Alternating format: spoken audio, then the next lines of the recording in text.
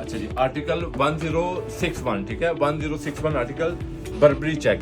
Barbari check original हमारे पास आया है ऑस्ट्रेलियन वूल में, इटालियन। जो लोग बर्बरी चेक पहनना चाहते हैं, जो काफ़ी एक्सपेंसिव है, ठीक है, अगर आप ओरिजिनल वेबसाइट पे जाके आप ऑर्डर देते हैं, वो कम से कम आपको 3 से 3.5 लाख तक इसका कोट मिलेगा, ठीक है।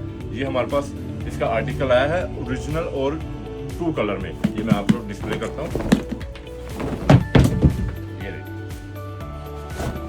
ये आप इसका ब्लेजर बना सकते हैं, आप 2 पीस बना सकते हैं, 3 पीस बना सकते हैं।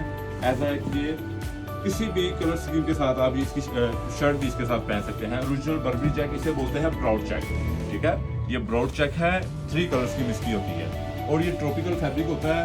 फुल गर्मी में पहने, फुल सर्दी में पहने, ऐसा इसमें मौसम इफेक्ट कोई नहीं है, ठीक है। मैं आपको इसकी क्रीज बना के दिखाता हूँ। आप ये शलवार सूट के ऊपर पहन सकते हैं, जीन्स के ऊपर पहन सकते हैं, ड्रेस पैंट के ऊपर, optionally casual formal rich party आ जाती है। ये देखिए,